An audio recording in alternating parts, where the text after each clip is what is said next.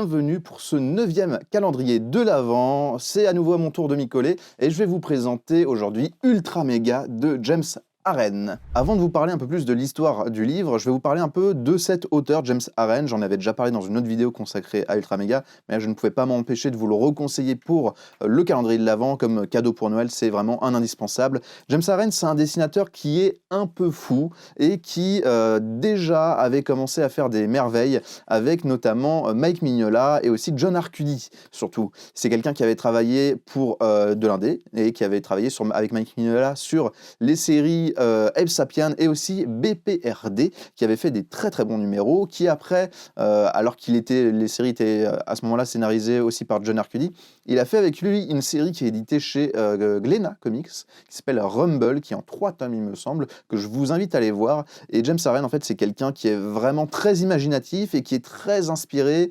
en plus du monde du comics américain, par le Japon, en fait. Donc ça va se ressentir dans Ultra Mega, parce que c'est quelqu'un qui a vraiment été fasciné par des œuvres, que ça soit du Akira de Katsuhiro Otomo, dans ce côté vraiment des personnages très déstructurés, post-guerre nucléaire, qui commencent à prendre des formes complètement folles et qui questionnent notre rapport par rapport à la guerre et tout ça, et c'est quelque chose qui est fou. Et c'est quelqu'un qui a aussi été inspiré par les séries de Super Sentai, ces super-héros japonais qui ont donné, pour ce qui est des Américains, les Power Rangers. Et c'est quelqu'un qui va vouloir en fait combiner toutes ces influences pour nous délivrer un récit qui est complètement fou, qui est Ultra Mega. Mais alors, de quoi ça parle Ultra Mega? C'est tout simplement l'histoire en fait d'un homme, ça va commencer comme ça, un homme qui va se retrouver choisi par une espèce d'œil cosmique qui va lui donner en fait un pouvoir, le pouvoir de combattre des kaiju, en fait, ces monstres énormes qu'on connaît notamment via Godzilla, qui existent dans ce monde, sauf que là, les kaiju, ça peut être tout simplement n'importe qui. C'est n'importe qui succombe un peu à ses pulsions et qui est infecté par cette menace, va se transformer en monstre complètement dégoûtant, et donc cet homme, accompagnés d'autres élus, vont devoir combattre les kaiju. Sauf qu'ici, c'est pas un monde qui est tout rose, hein, c'est très loin des Power Rangers. Ici, c'est un monde qui est viscéral, qui est presque réaliste. Quand là, les personnages se transforment, il y a des conséquences sur leur corps, où par exemple, on voit ce héros qui, après une transformation, a une tête encore démesurée parce que son corps n'arrive pas à assimiler tout ce pouvoir qui est accumulé. Et en fait, lors d'un combat, les héros en fait vont être déchus et vont perdre le combat face à un kaiju. Et du coup, les Ultra Méga, ces super-héros vont être tout simplement tués, vont exploser, et en fait ça va complètement dévaster le monde, parce que il y a ce côté presque réaliste, en fait vraisemblable, où si ça existait vraiment dans la vraie vie, ça arriverait qu'une personne se fasse couper le bras, mais si la personne se fait couper le bras alors qu'elle est gigantesque et qu'elle est plus grande que la tour Eiffel, le bras quand il tombe, ça fait des dégâts, il y a le sang qui gicle, ça fait des raz-de-marée, et en fait dès le 2e chapitre, on va voir un monde qui est complètement transformé, qui va se séparer entre la ville et l'extérieur, où on va avoir on va avoir quelque chose d'un peu post-apocalyptique, avec carrément des gens, puisque les héros sont morts, des gens qui vont commencer en fait à vénérer les kaiju, qui eux commencent pareil à se faire un peu plus petits, plus discrets, et qui cherchent encore un artefact, mais là je vais pas vous en dire plus. Donc voilà, Ultra Mega, c'est quelque chose d'assez fou.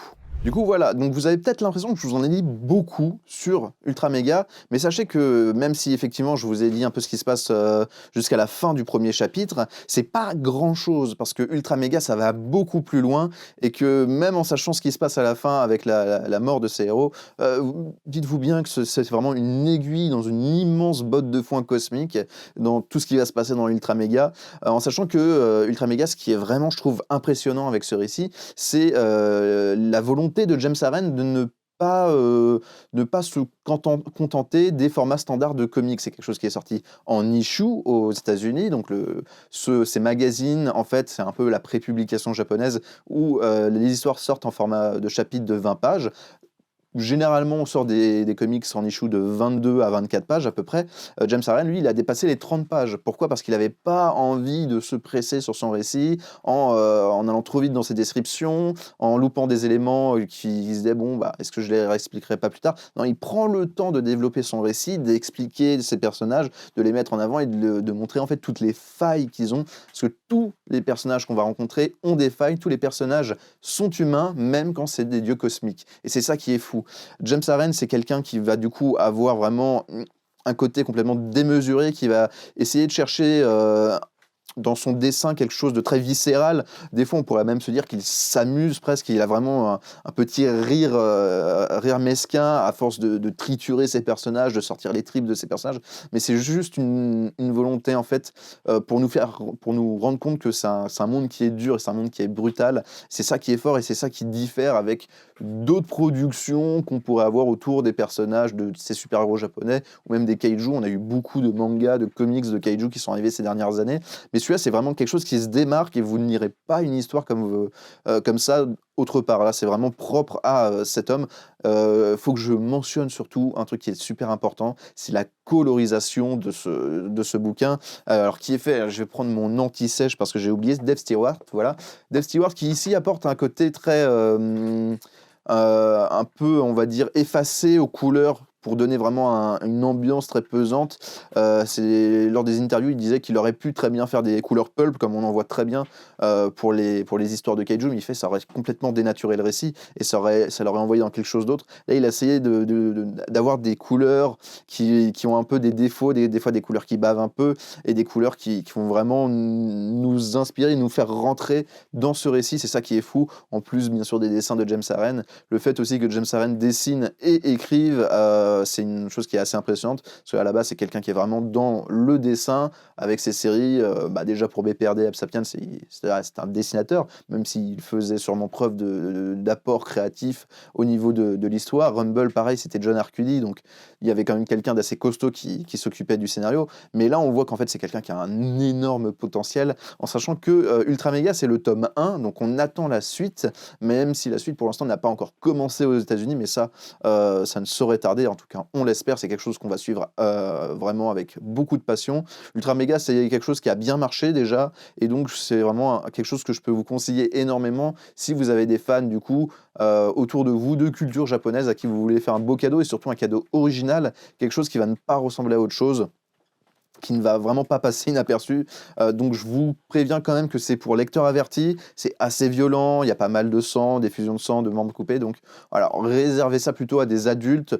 Si vous l'offrez à des adolescents, ça peut encore aller, mais alors, des enfants, laissez tomber là, vous allez les traumatiser à vie. Mais voilà, Ultra Mega, c'est vraiment un petit chef-d'œuvre que je ne pouvais pas... j'étais obligé de vous conseiller pour ce calendrier de l'Avent, alors que j'avais déjà fait une vidéo, et c'est vraiment très très bien. Et voilà, en espérant que ce conseil vous plaise et que vous trouverez des gens à qui offrir ce magnifique comics qu'est Ultra Mega, n'hésitez pas à vous abonner comme d'habitude, à laisser un commentaire si jamais vous avez lu du James Aaron et que vous aimez bien cet auteur. N'hésitez pas à nous en parler, on sera ravis d'en discuter avec vous. N'hésitez pas aussi à clocher la cloche, comme dit un certain Max, pour être au courant de la prochaine mise en ligne des vidéos, pourquoi pas celle du calendrier de l'Avent, en vous rappelant que le 24 sera une vidéo un peu spéciale et qu'on a quelque chose à vous faire gagner, donc ne loupez surtout pas les prochaines vidéos. Et je vous dis à très bientôt pour de prochains conseils.